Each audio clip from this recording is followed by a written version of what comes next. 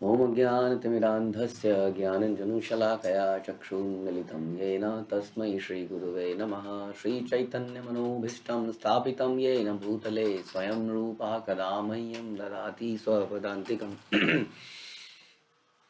वन्देऽहं श्रीगुरौ श्रीयुतापदकमलं श्रीगुरुं वैष्णवांश्च श्रीरूपं साग्रजातं सहगण रघुनाथान्वितं तं सजीवं साद्वैतं सावधूतं परिजनसहितं कृष्णचैतन्यदेवं श्रीराधाकृष्णपादान् सहगणललिता श्रीविशाखान्वितांश्च हे कृष्ण करुणा सिंधु दीनबंधु जगतपते गोपेश गोपिका कांत राधा कांत नमस्तुते तप्त कांचन गौरांगी राधे वृंदावनेश्वरी वृषभानुसुते देवी प्रणमामि हरिप्रिये वाञ्छाकल्पतरुभ्यश्च कृपा सिन्धुभ्येव च पतितानां पावनेभ्यो वैष्णवेभ्यो नमो नमः।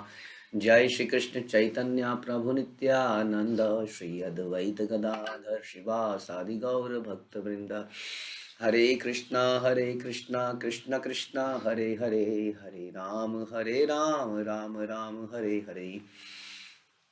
नमो विष्णुपादाय कृष्णप्रेष्ठाय भूतले श्रीमते भक्तिवेदांत स्वामिन्निति नामिने। नमस्ते सारस्वते देवे गौरवाणी प्रचारिणे निर्विशेष शून्यवादी पाश्चात्य देश तारिणे। ओम नमो भगवते वासुदेवाय, ओम नमो भगवते वासुदेवाय, ओम नमो भगवते वासुदेवाय। श्रीमद् भागवतम 7वां कैंटो 12वां अध्याय और 11वां श्लोक। सारे नियम तथा विधान गृहस्थ तथा सन्यासी दोनों पर समान रूप से लागू होते हैं, किंतु गृहस्थ को उपयुक्त अवसर पर प्रजनन के लिए मैथुन करने के लिए गुरु अनुमति प्रदान करता। तो एक बहुत बड़ा विवाद अक्सर रहता है कि इतनी शक्ति क्यों है, ये तो सन्यासियों या ब्रह्मचारियों के लिए है, गृहस्थों के लिए नहीं है। लेकिन वास्तव में हम अक्सर यही डिस्कशन करते आए हैं कि कहीं पर शिला प्रभुपाद ने ऐसा नहीं बोला है कि क्या उसके भक्तों के लिए है, क्या मतलब क्या गृहस्थों के लिए, क्या ब्रह्मचारियों के लिए है। तो ऐसा डिस्कशन हमने कहीं नहीं देखा है कि कोई रूल गृहस्थों के लिए नहीं है क्योंकि वो ऐसा नहीं कर सकते हैं या समथिंग लाइक दैट। जो भी फिलॉसफी हम सुनते हैं पढ़ते हैं वो सारी कॉमन रूप से सभी के लिए है।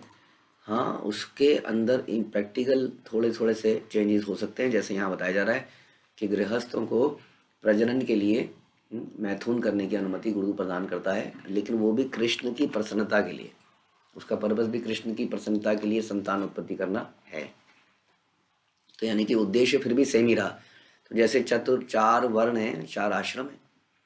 अब कोई ये नहीं कह सकता कि है ना कि ब्राह्मण या क्षत्रिय या जो भी है वो कुछ भी कर सकता है, केवल ये कार्य ब्राह्मण का है कि वो भगवान को प्रसन्न करे। हमने ये सुना कि किस प्रकार से क्षत्रिय भी इसीलिए कार्य करता है। अर्जुन क्षत्रिय था, उसने युद्ध किया केवल भगवान की प्रसन्नता के लिए, इसलिए वो भक्त बना।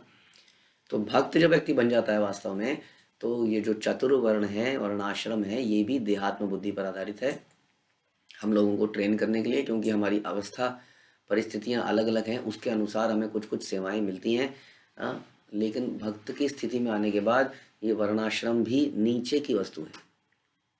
इसलिए हम देखते हैं कि प्रभुपाद ने कई सारे सन्यासियों को इत्यादि को ऐसी ऐसी सेवा में लगाया जो कि कभी शूद्र की सेवा कर रहे हैं, मंदिर का मार्जन कर रहे हैं, हाँ, और कभी कहीं पे जाके प्रवचन ले रहे हैं, कहीं पर वो कुकिंग कर रहे हैं, कहीं वो डीटी वर्शिप कर रहे हैं। हाँ, तो वर्ण और आचरण से, क्योंकि सब में उद्देश्य भगवान की प्रसन्नता है, इसलिए आदमी ये नहीं कहता कि मैं तो इस सेवा के लिए बना हूँ, यही सेवा करूँगा, ये सेवा मेरे लिए नहीं है, ये सेवा मेरे लिए है, इत्यादि। तो इसी प्रकार से हमारे कार्य अलग अलग हो सकते हैं अलग अलग आश्रमों में, लेकिन उन कार्यों का पर्पस भगवान गुरु वैष्णव की प्रसन्नता ही होनी चाहिए। कार्य हमारे अलग अलग क्यों हो जाते हैं फिर? क्योंकि हमारी मानसिकताएं थोड़ी थोड़ी डिफरेंट हैं। कई लोग ब्रह्मचारी आश्रम में नहीं जा पाते, नहीं सोच सकते उसके बारे में, और कई लोग ब्रह्मचारी आश्रम आराम से करते हैं, वो गृहस्थ आश्रम के बारे में सोच भी नहीं सकते कि हम गृहस्थ आश्रम में कैसे रहेंगे। तो it is difficult for them. कुछ के लिए गृहस्थ आश्रम बड़ा डिफ़िकल्ट महसूस होता है, कुछ को ब्रह्मचारी महसूस होता है। तो इट इज़ नॉट कि सबको ब्रह्मचारी बनना है या सबको गृहस्थ बनना है इत्यादि। जैसी हमारी मानसिकता है, मुख्य बात यह है कि कैसे हम उसमें भगवान की सेवा में लगें, ना कि इसलिए कि गृहस्थ जीवन इसलिए मिला है कि कहीं अब घूमने फिरने जाएंगे, हनीमून पे जाएंगे, धन एकत्रित करेंगे, एक घर बनाएंगे, दो घर बनाएंगे, एक कार लेंगे, दो कार लेंगे, तीन कार लेंगे, इतने कपड़े लेंगे, फिर इतने होंगे, फिर इंजॉय करेंगे। ये कहीं पर भी पर्पस नहीं है। ये भी आश्रम है, वो भी आश्रम है, दोनों ही आश्रम है। आश्रम में भगवान ही सेंटर में होते हैं। लेकिन बिकॉज हम लोग नहीं रह सकते माना, हमें ब्रह्मचारी का एकांत जीवन हाँ लगता है माना, हालांकि ब्रह्मचारी का भी एकांत जीवन तो नहीं है, लेकिन फिर भी ड्यू टू एनी रीज़न घर के माता पिता की परिस्थिति ऐसी है माना, कई बार ऐसा होता है कि ब्रह्मचारी आश्रम में नहीं जा पाता, या और भी कोई कंडीशन हो सकती है। किसी भी कारण से यदि हम किसी आश्रम में हैं तो उसमें भगवान की प्रसन्नता का कार्य करें। इसलिए भागवतम के इस श्लोक में 7, 12, 11 ध्यान रखिएगा श्लोक को, क्योंकि अक्सर हमारे दिमाग में आता है क्या ये हमारे लिए भी है। तो 7, 12, 11 में लिखा, एतत् सर्वं गृहस्थस्य समाम नातम यतेयपि गुरुवृत्ति विकल्पेन गृहस्थस्य ऋतुगामिनः। यानी कि सारे नियम और विधान गृहस्थ और सन्यासी दोनों पर समान रूप से लागू होते हैं, किंतु गृहस्थ को उपयुक्त अवसर पर प्रजनन के लिए मैथुन करने की अनुमति भगवान गुरु देता है। तो सारे नियम, सारे विधान समान रूप से लागू होते हैं। प्रभुपाद कह रहे हैं कि कभी कभी गलत समझा जाता है कि गृहस्थ को किसी भी समय मैथुन करने की अनुमति है। यह मिथ्या धारणा है, ऐसा प्रभुपाद कह रहे हैं। आध्यात्मिक जीवन में चाहे कोई गृहस्थ हो, वानप्रस्थ हो, सन्यासी हो, ब्रह्मचारी हो, हर एक व्यक्ति गुरु के अधीन रहता है। ब्रह्मचारियों तथा सन्यासियों को मैथुन में रत होने के लिए कठोर वर्जन है। इसी तरह गृहस्थों के लिए भी कठोर प्रतिबंध है। गृहस्थों को गुरु के आदेशानुसार ही स्त्री संभोग में अनुरक्त रहना चाहिए। इसलिए यहाँ पर उल्लेख है कि मनुष्य अपने गुरु के आदेशों का पालन करे। गुरुवृत्ति विकल्पेन, गुरु की आज्ञा होने पर गृहस्थ कामासक्त जीवन स्वीकार कर सकता है, जैसा कि करदम मुनि ने किया, जैसा कि प्रियव्रत महाराज ने किया, गुरु के आदेश पर। और फिर हमारी रक्षा का दायित्व उन्हीं के ऊपर आ जाता है, क्योंकि हम उसमें आश्रम में एंटर उन्हीं के कहने पर किए, और हमने ये कार्य भी उन्हीं के लिए किया, उन्हीं की प्रसन्नता के लिए किया। इसलिए यदि उसमें टेम्परेली कभी ऐसा लगेगा कि हम गृहस्थ जीवन में लिप्त हो गए, लेकिन भगवान वहां से हमें उठाएंगे। इसलिए ये जीवन भी वो स्वीकार कर सकता है। यानी कि कोई वस्तु वास्तव में काम है या कृष्ण की प्रसन्नता है, ये हमारे गुरु शास्त्रों साधु की आज्ञा पर डिपेंड करता है। यानी कि ये जो मैथुन है ये भी कोई भक्तिमय कार्य है, जैसा भगवान गीता में कहते हैं, यदि वो कृष्ण की प्रसन्नता के लिए किया जाए तो। इसकी पुष्टि 7.11 भगवद गीता में हुई, धर्मा विरुद्धो भूतेशो कामो अस्मि। धार्मिक विधि विधानों की अवज्ञा किए बिना कामासक्त जीवन बिताना धर्म है। गृहस्थ को गुरु की आज्ञा से प्रजनन के लिए उपयुक्त अवधि में स्त्री गमन करने की अनुमति है। यदि गृहस्थ को किसी विशेष समय में स्त्री संभोग करने की अनुमति देता है गुरु, तो गृहस्थ ऐसा कर सकता है, किंतु यदि गुरु का आदेश ना हो तो गृहस्थ ऐसा ना करे। गृहस्थ को चाहिए कि गर्भाधान संस्कार अनुष्ठान संपन्न करने के लिए अपने गुरु की अनुमति प्राप्त कर ले। क्योंकि ये अनुमति, वास्तव में हमें अनुमति शब्द से हमें बड़ी एलर्जी होती है। अनुमति हर चीज के लिए पूछना है क्या? हर चीज के लिए जाना है क्या? बेसिकली ये अनुमति नहीं है, ये आशीर्वाद है। साथ में कुछ इंस्ट्रक्शन भी मिल सकती है आपको, हम ऐसा कर सकते हैं, ये कर सकते हैं, और आशीर्वाद मिल सकता है। और भगवान और गुरु के प्रति हमारा समर्पण का भी भाव है। ये है, इसको है ना, इसको हम थोड़ा सा नेगेटिव हो जाते हैं इन चीज़ों को सुन के, क्योंकि ये बहुत बड़ा कार्य है। आप अपने जीवन से कपड़े बदल सकते हैं, संतान नहीं बदल सकते होने के बाद। तो इसलिए ऐसा कुछ करने से पहले आशीर्वाद लेना बड़ा ज़रूरी है, क्योंकि पूरा जीवन हमें साथ में रहना है। तो इसलिए ताकि वो ऐसी संतान आए जो हमारे भक्तिमय कार्य में हमारी मदद करे, ना कि रुकावट डाले। तो गृहस्थ को चाहिए कि इस प्रकार से करे, तभी वह संतान उत्पन्न करने के लिए अपनी पत्नी के पास जाए, अन्यथा नहीं। सामान्यतः ब्राह्मण आजीवन ब्रह्मचारी रहता है, किंतु कुछ ब्राह्मण अपने गुरु की आज्ञा से गृहस्थ बनकर स्त्री संभोग भी करते हैं। और क्षत्रिय को एक से अधिक पत्नियों से विवाह की छूट भी है, लेकिन अब ऐसा नहीं रहा। किंतु इसे भी गुरु की आज्ञा से करना चाहिए। यानी कि हम क्षत्रिय हैं तो हम कहीं गए थे, गुरु जी वहाँ पे गए थे, अब किसी स्त्री ने हमें बोला कि हमसे शादी कर लो, तो हमने कर लिया जी, क्योंकि ये तो धर्म है, ऐसा बताया गया है। कोई स्त्री अबला थी, मेरी शादी हो चुकी है, उस अबला स्त्री ने हमारा हाथ थाम लिया तो हमने हाथ पकड़ लिया, क्योंकि वो अपने पति से बड़ी परेशान थी, तो हमने उसको सहारा दे दिया। ये सब अधार्मिक कार्य हैं, ये सब अधार्मिक कार्य हैं, इससे बचना चाहिए हमें। हम ये शास्त्रों की आड़ में हमको जैसे इंद्र तृप्ति के कार्य ना करें कभी भी। ये बता रहे हैं यहाँ पर। गृहस्थ होने का अर्थ यह नहीं होता कि वह चाहे जितनी बार विवाह करें और स्वेच्छापूर्वक कामासक्त जीवन में भोग में रत हों। ऐसा नहीं है कि आपने बहुत सुविधाएं एकत्रित कर ली हैं, अब इस सुविधाओं के बीच में हमें आनंद उठाना है। जैसा कि हम प्रहलाद महाराज के प्रसंग में सुनते हैं, श्रीमद् भागवत में 7वें कैंटो में प्रहलाद महाराज कहते हैं असुर पुत्रों को रादर स्कूल के अंदर, कि एक गृहस्थ आश्रम में एक व्यक्ति को बड़ा आनंद आता है जब वो तुतलाती हुई बोली सुनता है अपने बच्चों की, पापा पापा आप आ गए पापा। वो पापा जो है शहद की तरह कान में घुल जाता है। तो इट इज़ ओके, हमें लव एंड केयर देनी है ताकि वो एक बहुत अच्छे भक्त बन पाएँ, लेकिन उस आसक्ति में वो अपने सारे धार्मिक कार्यों को छोड़ दे, जैसे जड़ भारत ने किया था, गुरु की अवज्ञा कर दे और उसी में लिप्त हो जाए, उसके जीवन का पर्पस केवल उनकी सुरक्षा रह जाए।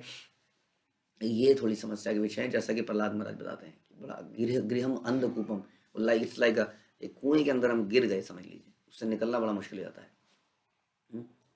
क्योंकि जो भी हमें मिलता है वो भगवान गुरु की प्रसन्नता कृपा से मिलता है, इसलिए उन्हीं के लिए उनको इस्तेमाल में लाना चाहिए, त्याग करना चाहिए, देना चाहिए। तपस्या दान इत्यादि हम करते ही हमेशा। लेकिन थोड़ी सी भावनाएं थोड़ी ऐसी हो जाती हैं कई बार कि ये उसी में व्यक्ति लिप्त हो जाता है। जैसे प्रहलाद महाराज इस एग्जाम्पल को बताते हैं, जैसे शहतूत का कीड़ा उसी घर के अंदर मर जाता है जिसको बनाता है, चारों तरफ से उसमें ऐसा जाला सा रुई सी बना लेता है, उसके अंदर ही मर जाता है। तो ऐसा जीवन हम गृहस्थ ना बिताएं, ये समझने का प्रयास कर रहे हैं।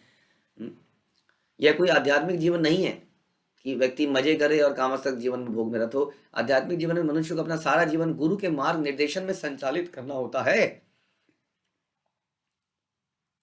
हमें इसलिए नहीं मिलती है। कई लोग कहते हैं हमें 4 दीवारी मिल गई बस बहुत है। 4 दीवारी मिलना, छत मिलना, उस छत और 4 दीवारी के नीचे हमें मंदिर का निर्माण करना चाहिए, ना कि भोग के लिए एक बहुत बढ़िया जगह का जहाँ हमें कोई नहीं देख पाएगा। अब 4 दीवारी है, इसलिए आदमी बड़ा फोकस करता है कैसे बेडरूम को बहुत ज़्यादा कंफर्टेबल बनाया जाए, सो दैट हम उसमें इंद्रिय तृप्ति कर पाएँ। ये पर्पज़ नहीं होना चाहिए अपने घर का। हमारा घर तो भगवान का घर होना चाहिए वास्तव में, और हमारे कमरे घर के सर्वेंट्स रूम होने चाहिए बेसिकली, जहाँ पे सर्वेंट्स आराम करते हैं ताकि वो अपने शरीर को ताज़ा बना सकें, ताकि वो भगवान की सेवा अच्छे से कर सकें। This should be the purpose. कोई भी कन्वीनियंस हम जीवन में लें, कोई प्रॉब्लम नहीं है लेने में। कार लीजिए, कुछ भी लीजिए, हीटर लीजिए, एसी लीजिए, लेकिन पर्पज़ होना चाहिए कि कैसे शरीर को तरोताज़ा फिर से करा जाए और भगवान की सेवा में फिर से लग जाया जाए। ये नहीं कि आराम से सोया जाए, लंबा सोया जाए, इंद्रिय तृप्ति का बाजार खोला जाए। यह आध्यात्मिक जीवन नहीं है। मनुष्य को अपना सारा जीवन गुरु के मार्गदर्शन निर्देशन में संचालित करना होता है। जो गुरु के निर्देशानुसार आध्यात्मिक जीवन बिताता है वही कृष्ण की कृपा प्राप्त कर सकता है। यस्य प्रसादात भगवत प्रसाद। आध्यात्मिक जीवन प्रगति का इच्छुक व्यक्ति यदि मनमाने ढंग से कर्म करता है और गुरु के आदेशों का पालन नहीं करता तो उसको शरण नहीं मिलती है। ये बड़ा इंपॉर्टेंट है, क्योंकि अधिकतर समाज में यही कल्चर बनता जा रहा है, क्योंकि ऐसा प्रोपेगेंडा कर दिया गया है कि गुरु मतलब ढोंगी व्यक्ति। हमने ऐसा प्रोपेगेंडा नहीं देखा आज तक कि डॉक्टर मतलब खाऊ व्यक्ति। क्यों? वो तो ऐसा करते हैं कि अभी आए तो बस ऑपरेशन करके ही भेजे आदमी को, क्योंकि सारे डॉक्टर ऐसे नहीं है। उसी तरह से सारे गुरु ऐसे नहीं है। जैसे हम डॉक्टर की तलाश करते रहते हैं वैसे हम गुरु की तलाश नहीं कर सकते। तो इसलिए शरणागति हुए बिना हम चाहते हैं कि मैं और मेरा भगवान। तो यहाँ बता रहे हैं कि ऐसा व्यक्ति को शरण नहीं मिल पाती। यस्य प्रसादात न गति कुतो अपि, यानी कि उनकी कृपा के बिना भी भगवान की प्राप्ति नहीं हो सकती। गुरु के आदेश के बिना गृहस्थ को भी कामासक्त जीवन में अनुरक्त नहीं होना चाहिए। ये हमारे सेल्फ रेस्ट्रेंट है, हमें खुद देखना है, क्योंकि भगवान सब जानते हैं। आप गुरु को नहीं बता रहे हैं कि हम कौन से नियमों को तोड़ रहे हैं। हमने वचन लिए थे कई लोग भक्ति करते हुए चलो अभी तो प्रैक्टिस कर रहे हैं, लेकिन कम से कम दीक्षा लेने के बाद आदमी वचन ले चुका होता है, उस वचन को भी हम नहीं मानते हैं। हम्म, और उसके बाद हम ऐसा कार्य करते हैं, किसी को पता नहीं चल रहा है, सवेरे हमने बढ़िया से नहाए धोए तिलक लगा लिया और पहुंच गए भक्तों के बीच में, नोबडी नोज कि क्या चल रहा है इस पे, लेकिन हमें तो पता चल रहा है, हम तो जानते हैं, भगवान भी जानते हैं। तो इसी प्रकार से यहाँ पर खास तौर पर बताया गया कि ये ठीक नहीं है। प्रभुपाद कह रहे हैं ब्रह्मचारियों या उन गृहस्थों को जिन्होंने उपयुक्त विधि से वर्णित ब्रह्मचार्य व्रत धारण कर रखा है, उनके लिए आंखों में सुरमा या अंजन लगाना, सिर में तेल मलना, हाथ से शरीर की मालिश करना, स्त्री को देखना, उसका चित्र बनाना, मांस खाना, शराब पीना, शरीर को फूलों के हार से सजाना, शरीर में इत्र फुलेल लगाना या शरीर को आभूषणों से अलंकृत करना मना है। उन्हें इन सब का परित्याग कर देना चाहिए, ऐसा नारद मुनि बता रहे हैं। जिन्होंने इस प्रकार से यहाँ बता रहे हैं गृहस्थों ने भी जिन्होंने ब्रह्मचर्य व्रत का धारण किया है, क्योंकि आपने सुना होगा, हमने कथा सुनी थी जिसमें गोपियां भगवान के पास जाती हैं, उन्हें दुर्वासा मुनि की सेवा करनी थी। दुर्वासा मुनि यमुना के पार बैठे हैं और दुर्वासा मुनि से उन्होंने कुछ वरदान मांगने हैं कृष्ण को प्राप्त करने के लिए, लेकिन नदी को कैसे पार किया जाए। तो बोलते हैं हे कृष्ण, हम नदी को कैसे पार करें, दुर्वासा मुनि की सेवा करनी है। तो कृष्ण क्या कहते हैं कि यमुना नदी को बोलना, यदि कृष्ण नित्य ब्रह्मचारी है तो हमें रास्ता दे दो। और सारी गोपियां जबरदस्त तरीके से हंसने लगती हैं, कहती है तुम और ब्रह्मचारी रोज रासलीला करते हो हजारों लाखों करोड़ों गोपियों के साथ। हाँ, लेकिन आश्चर्यजनक बात यह होती है कि गोपियां जब ये बात यमुना जी को बोलती हैं तो यमुना जी रास्ता दे देती हैं। क्यों? हाँ, यही बात समझना है, क्योंकि कृष्ण का गोपियों के साथ प्रेम कभी कामासक्त भाव नहीं बनाए जा सकते, उसको हम काम नहीं कह सकते। काम और सेक्स जो ऐसी चीजें आध्यात्मिक जगत में है ही नहीं वास्तव में, ये तो इसी जगत की गंदगी है वास्तव में। और उसी प्रकार से यदि कोई गृहस्थ गुरु और भगवान की प्रसन्नता के लिए स्त्री के निकट आता है तो वो भी ब्रह्मचारी माना जाता है। इसलिए गृहस्थ भी ब्रह्मचारी है वास्तव में, यदि वो इस प्रकार का जीवन जीता है तो। इसलिए यहाँ बता रहे हैं कि गृहस्थों को जिन्होंने उपयुक्त विधि से वर्णित ब्रह्मचर्य व्रत धारण कर रखा है, उनके लिए बेसिकली ये बताया जा रहा है ये सजना संवरने की कोई जरूरत नहीं है। कि आप बोलें कि यहाँ पर एक टैटू बना लेंगे, आजकल के हिसाब से अगर हम बात करें, इसमें से कई चीज़ें आजकल नहीं होती हैं, लेकिन एक टैटू बना लिया, चाहे उसमें हरे कृष्णा मंत्र लिख दिया और जरा कुर्ते की बाजू को ऊपर तक कर लिया, यहाँ तक, उसमें थोड़े से बाइसेप्स बढ़िया दिखते हैं और यहाँ पर अच्छे से लिखा हुआ दिखता है। अपने लिए है ये, दूसरे के लिए नहीं देखना है दूसरे को। और फिर कई बार हम कुछ करते हैं तो यहाँ पर बढ़िया से दिखता है, या गर्दन के पीछे लगा लिया या पैरों के नीचे लगा लिया या समथिंग लाइक दैट। एक तो ये हो सकता है, दूसरा हमने कुछ आभूषण धारण कर लिए, तो आभूषण हमने बढ़िया से कुछ कुंडल पहन लिए, थोड़ी सी हमने दाढ़ी वाड़ी का स्टाइल हल्का सा बना लिया, वैसे तो मना ही है, बाल तो छोटे हुए, दाढ़ी ना हो, कटी हो इत्यादि।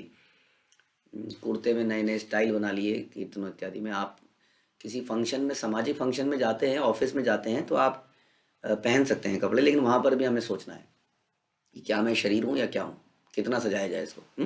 वहाँ भी सोचा जा सकता है। ऐसा नहीं है कि दूसरे को इस हीन दृष्टि से देखना है अगर कोई ऐसा करता है, क्योंकि everybody is trying to improve. ये हमेशा ध्यान रखना है कि हमारे अंदर टॉलरेंस और फॉरगिवनेस जरूर होनी चाहिए दूसरों के लिए। हाँ, क्योंकि दे आर ट्राइंग। क्योंकि कई बार हम इतने कट्टर बन जाते हैं कि हम तो कर रहे हैं, ये क्यों नहीं कर रहा है, ये क्यों नहीं कर रही है इत्यादि। तो ऐसा विचार कभी नहीं आना चाहिए हमारे दिल में, क्योंकि everybody is trying to improve. हम शास्त्र पढ़ रहे हैं, धीरे धीरे हमारे अंदर परिवर्तन आएगा, हम चेंजेस लाएंगे। घृणा भक्तों के अंदर नहीं हो सकती है, घृणा जो है भक्तों का कार्य ही नहीं है वास्तव में। ठीक, तो इस प्रकार से हमें ऐसी कोई चीज नहीं करनी है जिससे कि हम अपने शरीर को सुंदर बनाने का प्रयास कर रहे हैं या शरीर को ताकतवर बनाने का प्रयास कर रहे हैं। हाँ, किसी भक्त को ने सुना कि भैया प्रोटीन की कमी हो जाती है यदि मांस ना खाएं, तो उसको टेंशन हो गई, अब क्या करें, हम तो मर जाएंगे, हम देख रहे हैं जितने बीमार हो रहे हैं वो शाकाहारी हो रहे हैं। ऐसा बिल्कुल नहीं है, ये बहुत बड़ा भ्रम फैलाया जा रहा है समाज में। हमारे भी बच्चों को लोग बोलते थे, अरे तुम इसको अंडा नहीं खिलाओगे कैसे हो जाएगा। हमने देखा इस्कॉन के लोग जो है ज़्यादा हट्टे कट्टे होते जा रहे हैं, हम उन्हें बोलना पड़ रहा है भैया थोड़ा सा कम कर लो, तुम ज़्यादा ही हट्टे कट्टे कर रहे हो। किसी के ऊपर हाथ रख दें तो वहीं दब के मर जाए, क्योंकि वो खोखले लोग हैं। हाँ, वो ब्रेड बटर खाने वाले लोग हैं, और हमारे भक्त बढ़िया प्रसाद पाने वाले लोग वो खोखले हैं। हमारे भक्त उन पर 2 हाथ रख दें तो ज़मीन के नीचे घुस जाएँ वो लोग। हाँ, ऐसा कुछ नहीं है। यदि किसी को कभी चैलेंज करना है तो कुश्ती कर सकते हैं हम लोग। हुँ। तो ऐसा कोई विचार नहीं है। हम भी बचपन पता नहीं कितने सालों से नहीं खा रहे हैं, लेकिन हमें कोई ऐसी कमी महसूस नहीं हुई शरीर में। बल्कि हम देख रहे हैं कि भक्त लोग बुढ़ापे तक एक्टिव हैं। शिला प्रभुपाद बताइए, 70 साल में तो आदमी खाट पकड़ लेता है, सुसु पॉटी बिस्तरे पे करता है। वो जा रहे हैं, देश का पूरे संसार का भ्रमण कर रहे हैं। He travelled around 12 times entire globe उन्होंने घूम लिया। आज इस देश में, कल उस देश में, परसों इस देश में। आज के जवान व्यक्ति को ऐसा कर ले तो उसको जेट लैग हो जाता है, क्योंकि टाइम जोन बिल्कुल डिफरेंट है। हम्म। उसके बाद वहाँ मीटिंग कर रहे हैं, भक्तों से मिल रहे हैं, उन्हें मोटिवेट कर रहे हैं। बताइए, और ऐसे एक नहीं है। अब उनके शिष्य देखिए, 70-80 साल के उनके शिष्य हो गए हैं, संसार में घूम रहे हैं। कहाँ कमजोरी है? कहाँ कमजोरी है?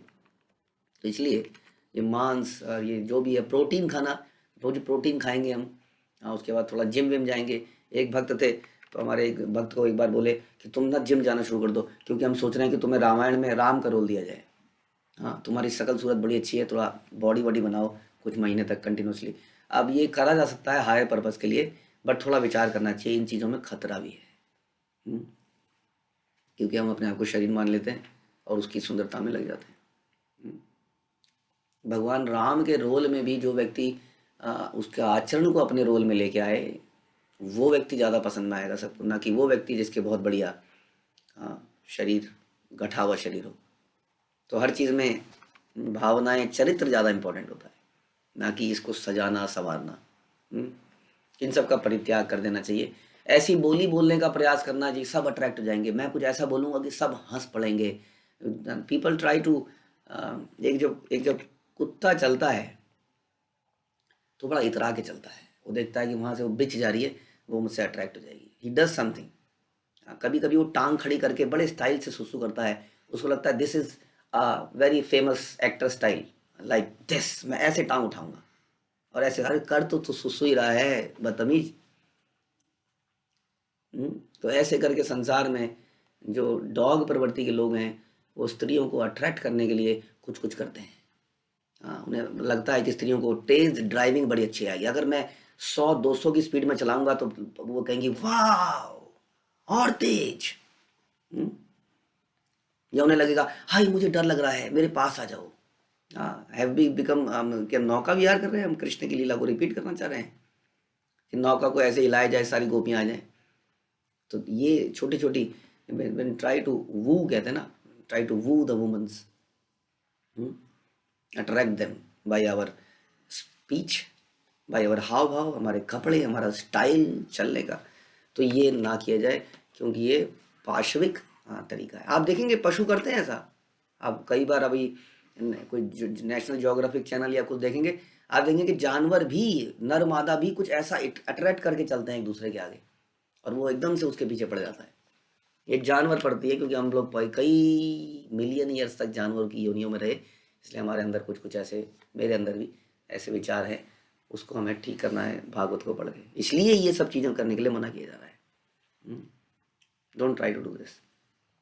उपर्युक्त विधि विधानों के अनुसार द्विज को, ब्राह्मण क्षत्रिय वैश्य को गुरु के संरक्षण में गुरुकुल में निवास करना चाहिए। द्विज को, ब्राह्मण क्षत्रिय वैश्य को गुरुकुल में, यानी कि गुरु के निकट रहे, गुरु के समीप रहे, ताकि वो उनसे ट्रेनिंग ले पाए। ये बड़ा इंपॉर्टेंट है वास्तव में। गुरुकुल में क्या ऐसा है? गुरुकुल में एसोसिएशन है, और ये एसोसिएशन यहाँ गृहस्थों के लिए, क्षत्रियों के लिए, सबके लिए है वास्तव में। सभी अगर उस माहौल में रहेंगे, मंदिरों के आसपास, कोई भक्तों का जहाँ पे निवास हो उसके आसपास, तो हमें कुछ प्रैक्टिकल चीज़ें पता चलेंगी। हाँ, जीवन में हम लोग बहुत अच्छी अच्छी जगहों में रह के आए होंगे। कब तक हम ये सोचेंगे हाँ हमारा घर बहुत अच्छा है, हम बहुत ही अच्छी जगह में रहते हैं, हम पॉश कॉलोनी में रहते हैं। वही पॉश कॉलोनी में सारे इसी प्रकार के लोग रहते हैं जिसकी हमने चर्चा भी करी। इसलिए जब हम ऐसे लोगों के बीच में इर्द गिर्द रहते हैं, तो उनके चरित्र से, उनके आचरण से, उनके एक एक चीज़ से हम सीखते हैं। यदि सीखने की नज़र हो तो वहाँ गंदगी भी देखी जा सकती है, लेकिन ऐसी जगह में हमें सीखने को मिलता है, प्रैक्टिकली चीज़ें मिलती हैं। इसलिए बता रहे हैं कि गुरुकुल में निवास करना चाहिए। यहाँ हम ये समझें ब्राह्मण क्षत्रिय वैश्य सभी को करनी चाहिए। या उसे वेद वेदांग तथा उपनिषदों का अध्ययन अपनी शक्ति और सामर्थ्य भर करना चाहिए। हमें अपनी शक्ति और सामर्थ्य किसमें लगाना चाहिए? वेद, पुराण, उपनिषदों का अध्ययन गुरु के अंतर्गत कर पाए, ना कि हमारी शक्ति सारी आजकल लगी है कैसे पैसा बनाया जाए। यदि संभव हो तो शिष्य को चाहिए कि वह तब गुरु द्वारा मांगी गई दक्षिणा दे और गुरु के आदेश अनुसार गुरुकुल छोड़ दे और अपनी इच्छा से किसी अन्य आश्रम यथा गृहस्थ, वानप्रस्थ या संन्यास आश्रम को स्वीकार करे। इस प्रकार से हमारा जीवन होना चाहिए।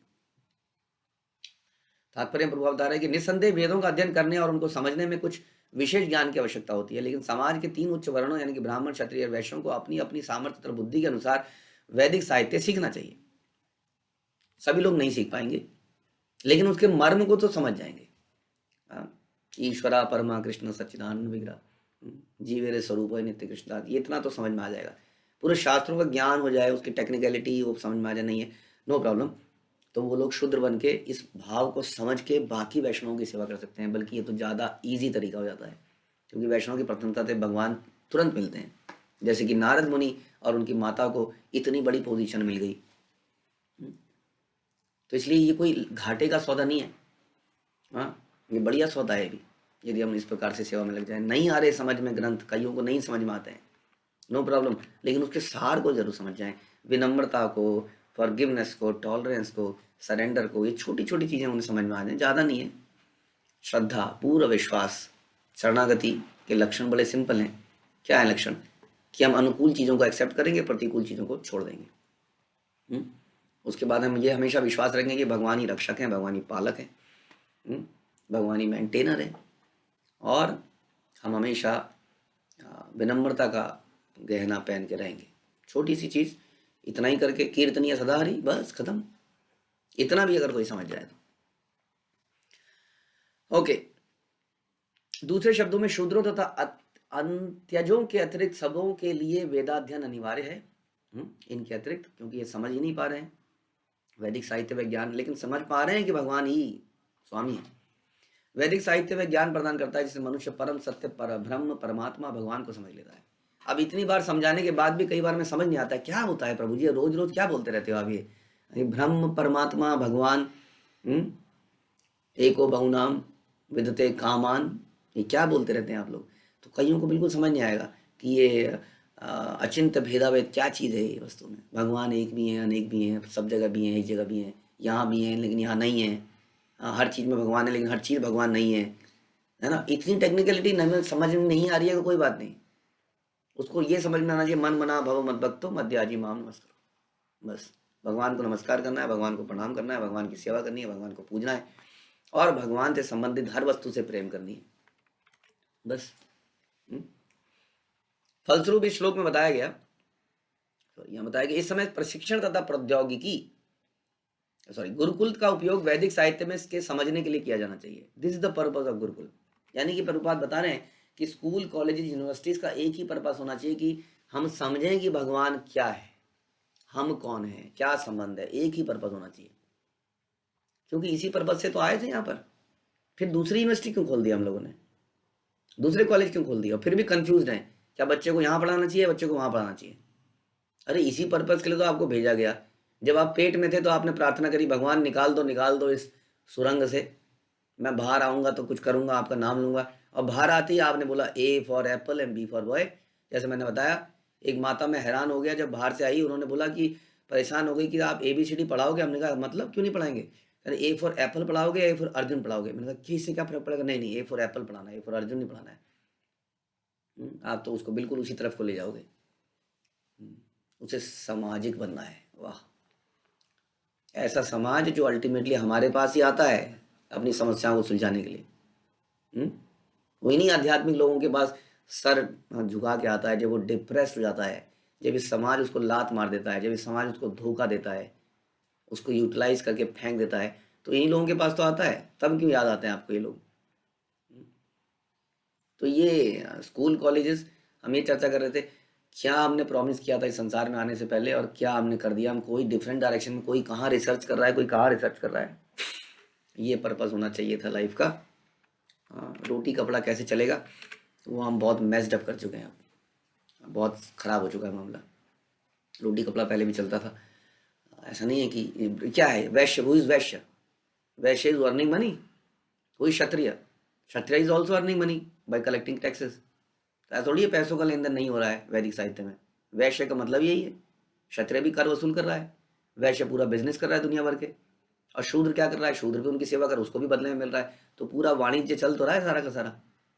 कहाँ इसमें ये है कि रोटी कपड़ा छोड़ के सब लोग भजन करो, ऐसा तो नहीं बता रहे हैं कोई भी। वो तो ब्राह्मणों के लिए बताया गया ताकि वो अपना फोकस वहाँ लगाएं, ज्ञान में लगाएं।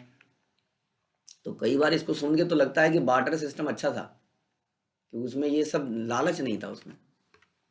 अभी पैसे ने लालच बहुत पैदा कर दिया है। गुरुकुल का उपयोग इसी के लिए करना चाहिए। इस समय प्रशिक्षण तथा प्रौद्योगिकी के लिए अनेक शिक्षण संस्थान हैं, किंतु ऐसे ज्ञान को, परम सत्य के ज्ञान से कुछ भी लेना देना नहीं है। जैसे हमने कुछ दिन पहले मैंने सुना प्रवचन में कि बहुत अच्छा सेंटेंस की, laser guided missile and miss guided people. जबरदस्त परफेक्शन से, प्रिसीशन से हम लोग हजारों किलोमीटर दूर पर एक बॉम्ब गिरा सकते हैं, लेकिन हम इतने भी गाइडेड नहीं है कि रास्ता कौन सा चलना है, क्या चलना है, खाना कैसे, खाने की भी गाइडेंस नहीं है हमारे पास। और तो छोड़ दीजिए, मैथुन करने की गाइडेंस खत्म हो गई, सोने की अकल खत्म हो गई, बेसिक कार्य, बाकी तो हम क्या करेंगे। तो मिसगाइडेड हो चुके हैं टोटली। क्यों? क्योंकि हमने क्या किया, हमने ऐसे प्रशिक्षण स्थान खोल दिए, बता रहे हैं, जहां पर सत्य के ज्ञान से कुछ भी लेना देना नहीं है।